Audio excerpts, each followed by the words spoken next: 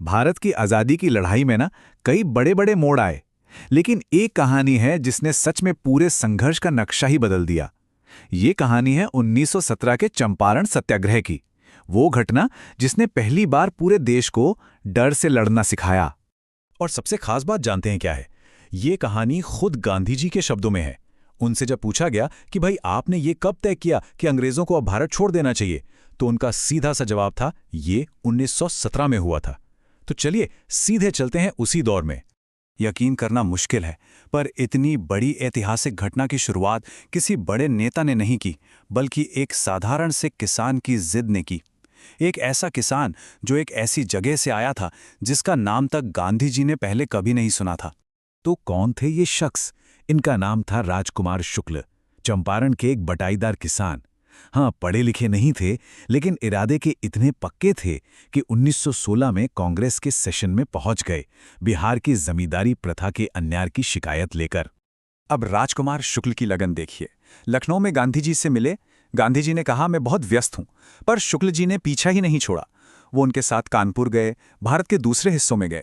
अरे वो तो गांधी जी के पीछे पीछे उनके अहमदाबाद आश्रम तक पहुंच गए और हफ्तों तक वहीं डेरा डाले रहे। आखिरकार उनकी जिद के आगे गांधी जी को कहना पड़ा, ठीक है, मैं इस तारीख को कलकत्ता में रहूंगा, वहां आकर मुझे ले जाना। और सोचिए, महीनों बाद शुक्ल जी ठीक उसी जगह उसी समय पर गांधी जी का इंतजार कर रहे थे। तो जब गांधी जी चंपारण पहुंचे, उन्होंने क्या किया? क्या सीधे नारेबाजी और विरोध प्रदर्शन शुरू कर दिया? नहीं, बिल्कुल नहीं।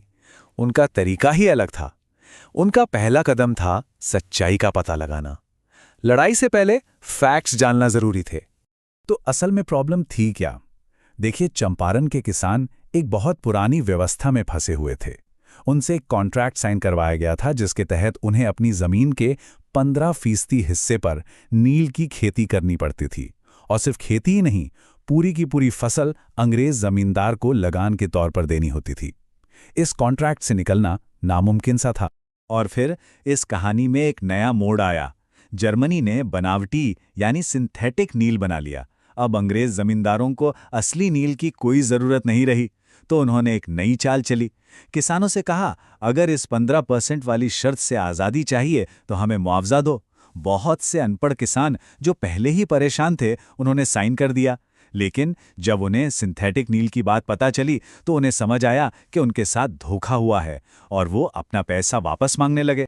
तो जैसे ही गांधी जी ने इन सब बातों की जांच पड़ताल शुरू की, ब्रिटिश अधिकारी और जमींदार भड़क गए।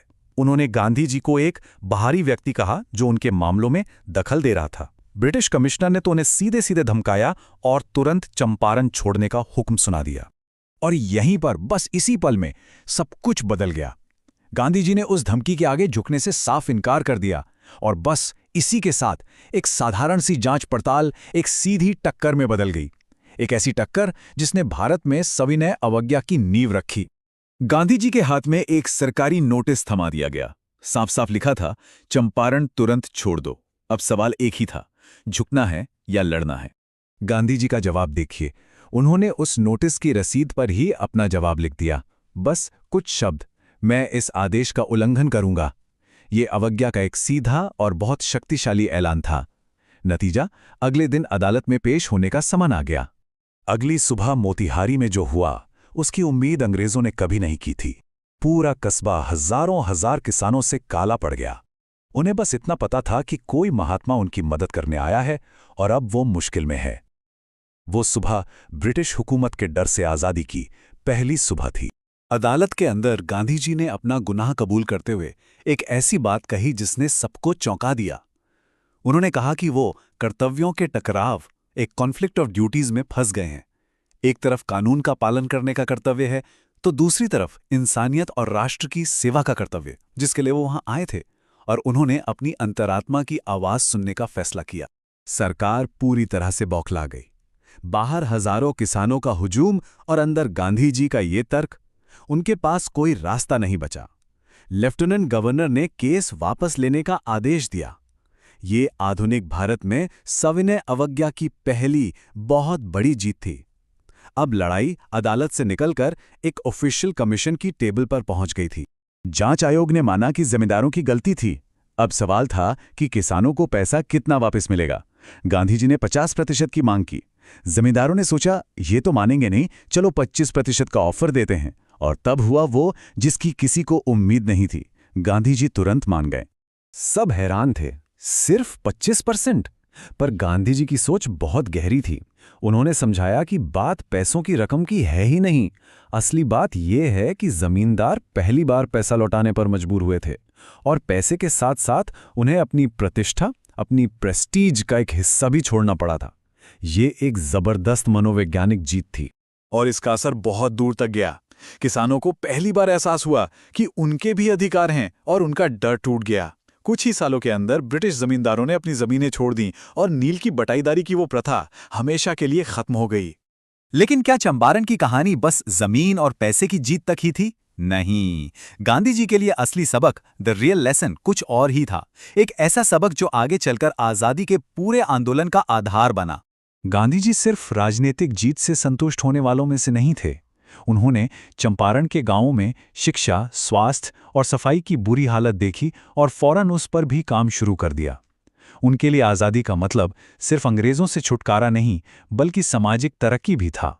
इस पूरी घटना का सबसे गहरा सबक एक छोटे से किस्से से निकल कर आता है।